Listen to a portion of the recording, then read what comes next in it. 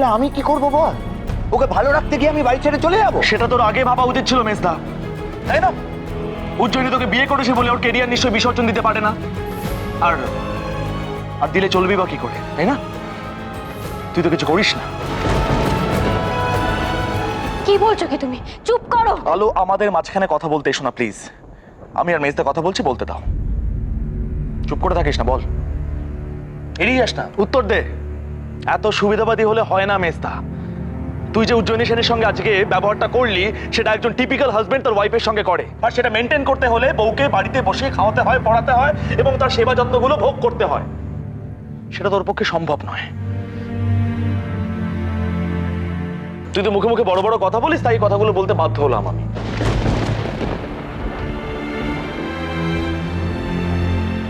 মেজদা শোন, দেখ, উজ্জয়িনী তো স্ত্রী, ওর ইচ্ছে অনিচ্ছে তোর কাছে কিন্তু ইম্পর্টেন্ট হওয়া উচিত।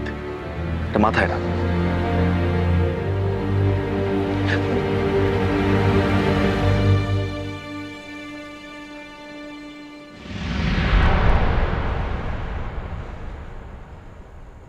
বড্ড অহংকার হয়েছে সৌরভ তোর। তোরা ভালো টাকা রোজগার করিস বলে মনে করিস টাকা আর পজিশন দিয়ে সবকিছু বিচার করা যায়। আলোর মতো একটা মেয়ে পেয়েছিস বলে এখনো দাঁড়িয়ে আছিস।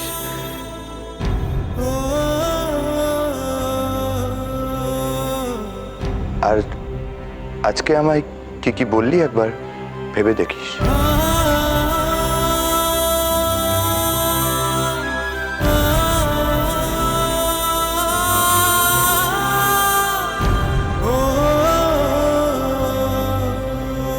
কি করলে তুমি?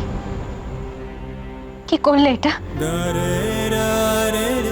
তোমাকে তোমাকে বলেছি তো যে আমার আর মেজদার মাঝখানে তুমি আসবে না। প্লিজ এসো।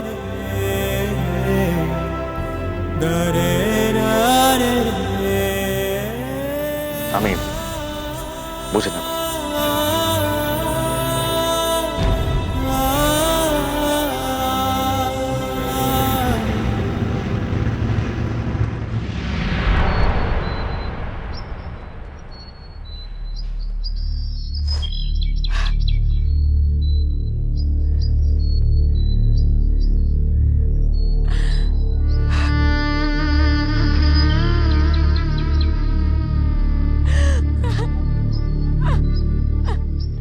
বেরিয়ে যা প্লিজ, এখান থেকে বেরিয়ে যা।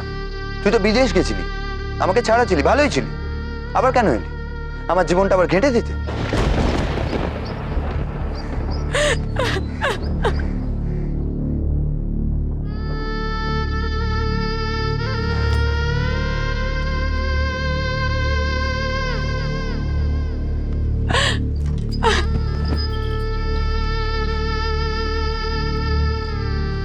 আসল কথা হচ্ছে তুই নিজের কেরিয়ার, নিজের জীবন ছাড়া কিচ্ছু বুঝিস না।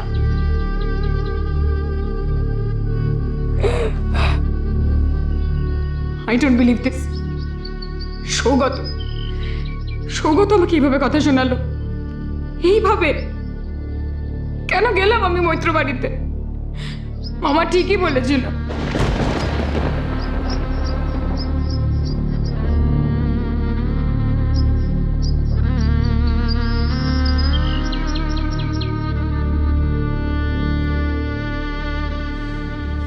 রিনি, তুমি কোথাও বেরিয়েছিলে? তোমাকে তো আপসেট লাগছে কেন? মামা মামা আমি আবার মৈত্র বাড়ি গেছিলাম, তুমি না করো সত্ত্বেও গেছিলাম, তোমাকে না বলে গেছিলাম। মামা সৌরভ আমাকে বলেছিল যে বাড়িতে কেউ নেই। সৌগত সৌগত আমাকে যে অপমান করলো মামা, আমি তোমাকে বলে বোঝাতে পারবো না। তুমি ঠিকই বলেছিলে মামা, সৌগত মৈত্রের মতো ছেলের কাছে নিজেকে ছাড়া আর কিছু ইম্পর্টেন্ট না। ও কোনোদিনও কারোর কথা ভাবে না। আমি চলে যাবো মামা, আমি এখানে থাকবো না। আমি এই সম্পর্কটা থেকে বেরিয়ে আসতে চাই মামা। আজ থেকে সৌগত মৈত্র নামের কেউ আমার কাছে এক্সিস্ট করে না, করে না।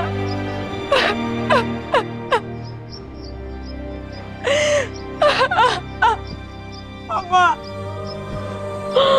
আমি চলে যাবো মামা, আমি এখানে থাকবো না, আমি এখানে থাকবো না, আমি চলে যাবো।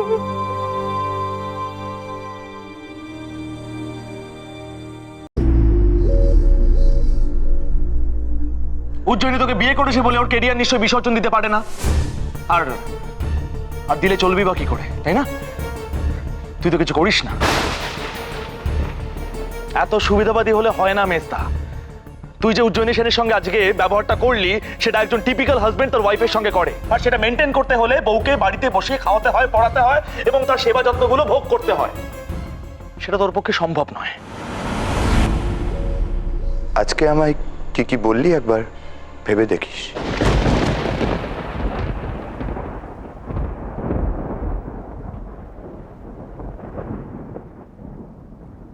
দাঁড়াও, তোমাকে তুলতে হবে না।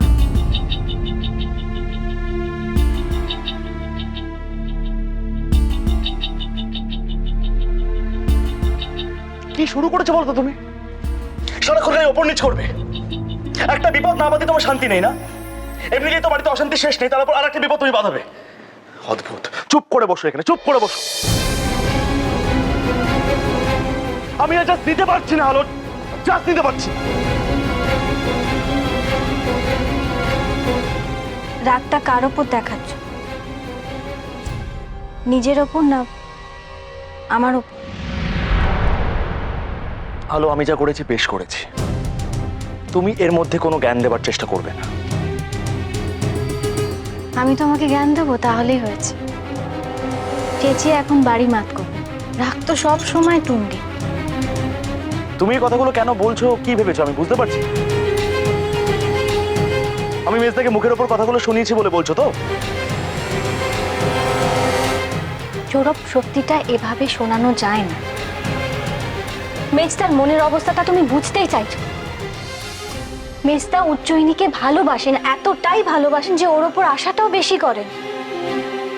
মেজদা চাইছেন যে এবারে সকলে আমরা সবাই উজ্জয়িনীকে মেনে নিই, এই বাড়ির মনে করি। আর তুমি মেজদাকে ভুল বুঝলে। আচ্ছা,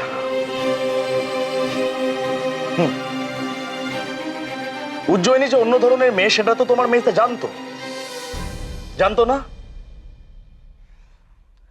এখন এই এক্সপেকটেশনের মানেটা কি আমাকে বলো? কি চেয়েছিল উজ্জয়িনী? এই বাড়ি থেকে আলাদা থাকতে, এটাই তো। আলো, এই বাড়ির লোকেদের যখন তোমাকে মানতে অসুবিধা হয় তাহলে কি করে মানবে উজ্জয়িনীকে? কিন্তু তাই বলে মেজদা যাকে ভালোবেসে বিয়ে করেছে তাকে তো কখনো ছেড়ে দিতে পারে না। উজ্জয়িনী একজন অ্যাকমপ্লিশড মেয়ে, তার নিজস্ব ধ্যান ধারণা রয়েছে। এত সহজে সবকিছু পাল্টে ফেলবে বাড়ির জন্য? সৌরভ, মেজদা মানুষের বাইরের তকমা দিয়ে বিচার করেন না। মানছি উজ্জয়িনী লেখাপড়া জানা একজন, কিন্তু এটাও তো সত্যি ও মৈত্র বাড়ির বউ। ওর কিন্তু উচিত হয়নি এই কথাগুলো বলা যে এই বাড়ি থেকে ও দূরে থাকবে। উচিত হয়নি। অসাধারণ। এই নাকি উজ্জয়িনী তোমার বেস্ট ফ্রেন্ড? ভালো বন্ধু মানে এই নয় যে তার অন্যায়টাকে আমি প্রশ্রয় দেব। ঝগড়ার সময় তুমি জানা হয় তাই বলেছো মেজদাকে।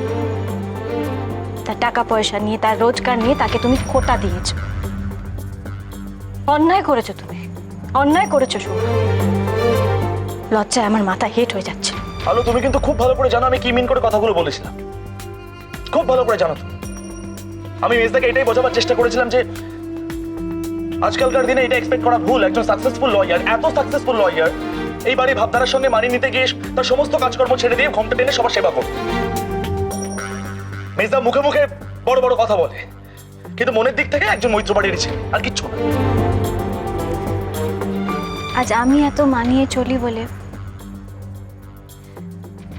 নয়তো তুমিও আমাকে বলতে এই বাড়ির মতন করে চলতে।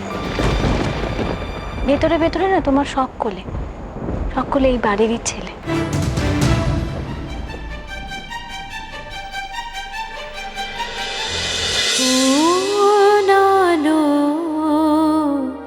লাগলো চোখে